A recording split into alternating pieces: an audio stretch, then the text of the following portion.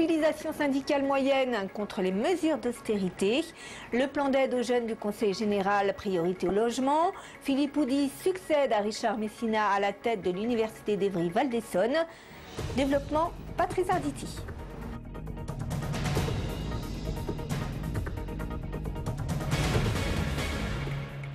Bonsoir, il n'y avait pas eu d'appel à la grève pour ce mardi, journée syndicale anti-austérité, mais sur la ligne B du RER, il y a eu depuis ce matin quand même un trafic légèrement perturbé avec environ 3 trains sur 4. Alors les syndicats CGT et CFDT notamment sont à l'origine de cette journée de mobilisation. 200 rassemblements étaient programmés dans tout le pays. Côté Île-de-France, il y a eu un rassemblement au début d'après-midi devant l'Assemblée nationale. Quelques milliers de personnes ont donc convergé vers le pont de la Concorde. Quelques personnalités sur place comme Jean-Luc Mélenchon, mais les dirigeants syndicaux ont reconnu dès ce matin l'ampleur limitée de cette mobilisation.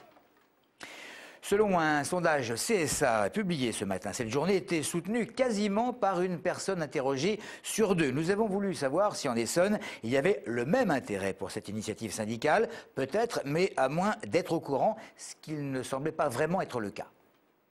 Non, j'avoue que je ne sais pas. Non. Ah non, pas du tout. Non. Non, je sais pas du tout. Non, pas du tout. Pourquoi? Il y a une grève, c'est sûr, mais je ne peux pas vous dire pourquoi. Non, je sais pas. Non, pas du tout. Non, pas du tout. Pas du tout. Non, je ne sais pas. Faut une mobilisation générale. Tout va mal. Rien ne va plus. Faites vos jeux. Quoi. En un mot, c'est ça. Quoi. Faut que tout le monde bouge. Pour moi, c'est faut être solidaire pour tout le monde, dans la mer, dans tout. Faut bouger. Même sous la pluie. Faut plus aller au boulot. Faut plus gratter, les mecs. Faut plus gratter. Toujours aussi difficile de trouver un logement, surtout quand on a moins de 25 ans. Le Conseil général a voté un nouveau plan d'aide aux jeunes de 25 millions d'euros, en mettant particulièrement l'accent sur le logement. Christophe Garnier et Anna Dominici ont rencontré deux Réunionnais de 21 ans, qui, bien qu'arrivés en août dernier en métropole, n'ont toujours pas trouvé de véritable habitation. Arrivés de l'île de la Réunion au mois d'août et travaillant tous les deux en CDI à 21 ans, Armel Alexis et Francine ne parviennent toujours pas à trouver un logement. Dépannés au départ par un organisme social, ils ont ensuite dû payer un studio dans un hôtel près de 600 € pendant 2 mois. Effrayés par ce prix prohibitif pour leur salaire, à l'époque ils ne gagnaient pas plus de 1 000 € à eux deux, les deux jeunes n'ont trouvé qu'une seule solution, se faire dépanner par des amis de Palaiseau, auxquels ils donnent 400 € par mois pour participer aux frais généraux. Ils ne comprennent pas pourquoi la mairie de Palaiseau leur a toujours refusé un logement social. On n'avait pas le choix parce qu'on était à la rue sinon, parce qu'on ne pouvait plus payer le loyer à l'hôtel, donc on était obligé de chercher partout. Et du coup, on a trouvé des amis et ils ont accepté de nous loger.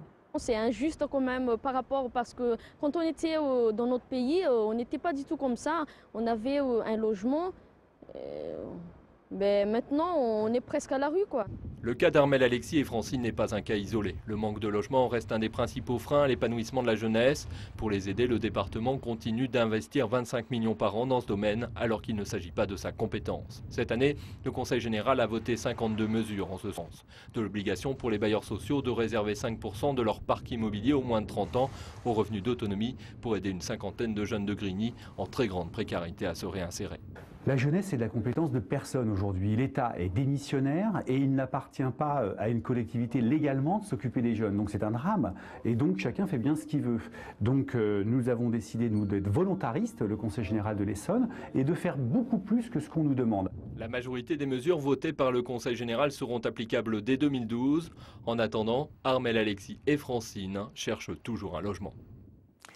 Michel Berson s'est adressé à la secrétaire d'État représentant le ministre du Travail lors de la séance de questions au gouvernement, au Sénat, et le nouveau sénateur essonnien, justement, estime décevant le fait que le gouvernement ne souhaite pas la sortie du partenariat public-privé de l'hôpital sud-francilien. Michel Berson qui a mis en avant le rapport de la Cour des comptes, estimant à des centaines de milliers d'euros les économies qui auraient pu être réalisées sans ce partenariat. C'est une question de défense de l'intérêt général, a-t-il ajouté, mais le gouvernement, qui annonce une visite réglementaire le 12 janvier prochain sur place, se cantonne à ce partenariat public-privé qu'il considère plus compétitif.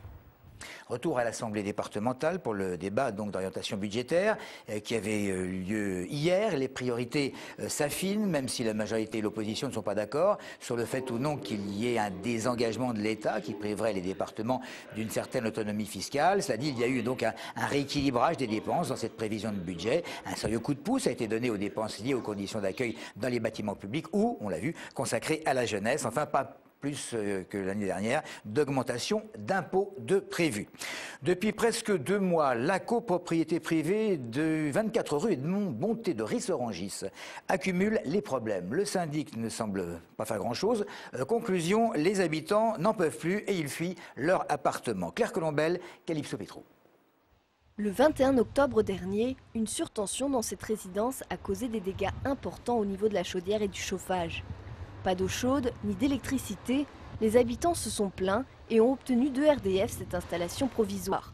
Celle définitive n'est pas prévue avant 3 semaines. Maintenant, on sait que depuis l'Assemblée générale qui a eu lieu hier soir, maintenant on va devoir attendre au moins 3 semaines pour rétablir le matériel électronique qui a grillé dans l'immeuble. 3 semaines, c'est long. Là, on est le 13 décembre. Vous imaginez 3 semaines, ça veut dire qu'on va aller en 2012. La panne électrique a également causé pas mal de dégâts dans les foyers, comme en témoigne cette télévision brûlée. Chez Sylvain, locataire, tous les appareils électroniques, excepté le réfrigérateur, ont grillé. D'autres problèmes sont également récurrents. Par exemple, impossible d'obtenir de l'eau chaude. Elle est dans le meilleur des cas, tiède. Il y a la plus grande qui était un petit peu malade il y a quelques temps parce que c'est toujours humide. Puis on est obligé de mettre, on laisse toujours le chauffage à fond, quoi. On est obligé de mettre le chauffage et de laisser les fenêtres ouvertes pour pas avoir trop chaud, mais dès qu'on coupe le chauffage, c'est trop humide. Les syndicats n'ont pas souhaité répondre à nos questions concernant ce dossier. Côté ERDF, on annonce que le réseau électrique sera refait entièrement en janvier. En attendant, les résidents désertent les lieux. Aujourd'hui, 30 appartements sur 170 sont vacants. Du nouveau à l'université d'Evry-Val d'Essonne, c'est Philippe Houdy qui a été élu président. Philippe Houdy, professeur reconnu, physicien spécialiste des nanosciences. Et il a été préféré à Richard Messina, qui se représentait, qui était en poste depuis 2006 et qui aura donc quand même célébré cette année les 20 ans de cette prestigieuse université, possédant l'un des meilleurs taux de réussite des étudiants en France, notamment s'agissant de l'obtention de la licence en 3 ans. La nouvelle présidente, cette fois de ni pute ni soumise, elle s'appelle Asma Ghenifi. Elle a été élue en Essonne ce week-end. C'est la fondatrice de l'association des femmes euro-méditerranéennes contre les intégrismes. Un numéro de téléphone vert pour donner aux enquêteurs des renseignements, si possible, sur l'identité de cette malheureuse femme découverte sans tête ni main et calcinée à Villebon-sur-Yvette. C'est, vous l'avez vu, le 0800 87 32 05, 0800 87 32 05. Enfin, sachez pour terminer avec quelque chose de plus gai que Massy et Tremblay en France, qui évoluent en Division 1, se rencontreront en match de Coupe de France de handball. Massy, bon dernier de Pro 2, mais qui va devoir quand même briller samedi prochain en championnat de France cette fois et face à Dijon. Voilà pour l'essentiel de l'actualité sur le département. Merci une fois de plus de votre fidélité.